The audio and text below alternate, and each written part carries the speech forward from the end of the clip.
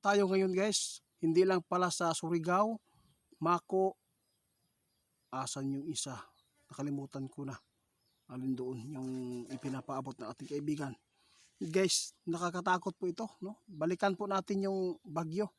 Yung bagyo ay nasa taas-taas din po na area. No, ang delikado diyan landslide. Ang La Union ay medyo nasa baba. Ang napaka-delikado na ipinapaabot ng ating kaibigan na nakikita po niya, no, may puruhan talaga na aabot po ang tubig diyan, no? Kaibigan, usama ni.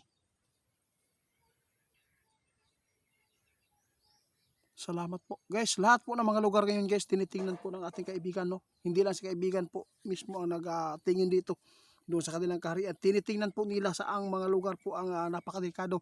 Dito po ninyo maririnig po ngayon. Sa lahat po ng mga mababanggit po natin ng mga lugar, mag-ingat kayo at maghanda. Hindi po ito, lagi kong sinasabi, hindi ito pananakot.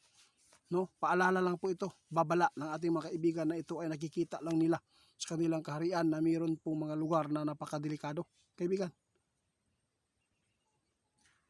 Sus.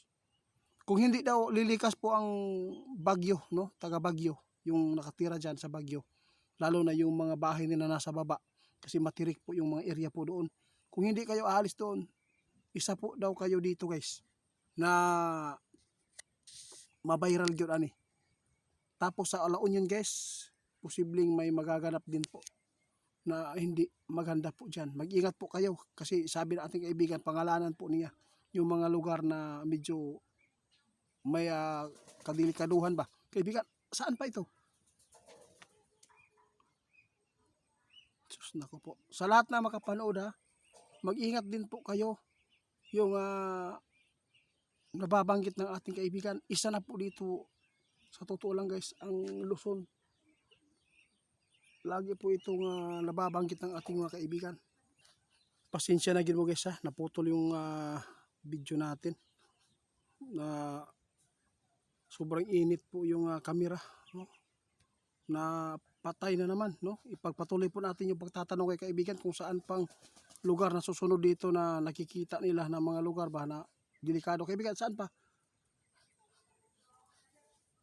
Isa po dito guys yung sinasabi ng ating kaibigan noon, yung Luzon talaga ang pinakamalaking damage po diha, no? Daghan kayo mamatay yun ani kung paralitan guys na mangyayari yung tulad po doon sa Russia, no? Yung pagyanig, kitang-kita po ninyo na grabe po yung yung tubig ba? Grabe talaga kaibigan. Sa video pa lang, kitang-kita po talaga yung nag-tsunami, pero hindi totally na tsunami na yung tulad po sa Japan, hindi po. Sa paggalaw po ng siguro sa dagat ba? Paggalaw ng kalupaan, yun parang tinutulak po yung balod dyan sa dalampasigan, no? Karapi, may mga bahay na naaanod, kaibigan. Sana hindi daw ito mangyayari guys sa Luzon, no? Ang nakita talaga ni kaibigan ngayon na pinakamaraming buhay na mawawala, yung Luzon po, no?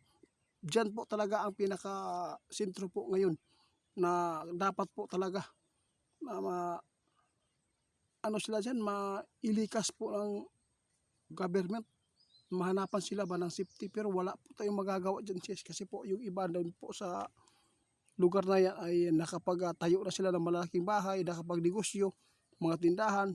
Sus, grabe kaibigan.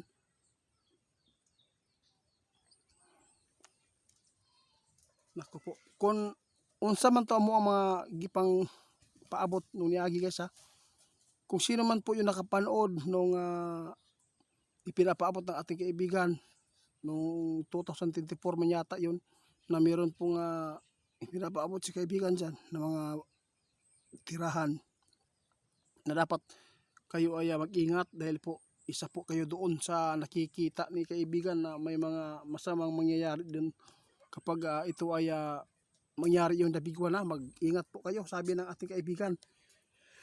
Lilibutin daw nila guys buong mundo, no? Kung saan party na yung makadelikado.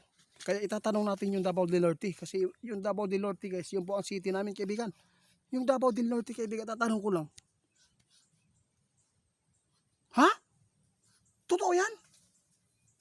tagtil. Guys, akala ko safety doon kaibigan. Nako po guys, ito po yung masama. Meron kaming bahay doon guys, no? Yung doon sa city talaga. Yung bahay namin, ang nakatira doon, yung anak naming dalaga dyan, nag-aaral dyan. Sinabi pala ni kaibigan ngayon guys na isa po doon ang pinakadelikado, ang Davao del Norte. Bakit po kaibigan na isali ito yung Davao del Norte? Malayo na mas dagat eh. Ha?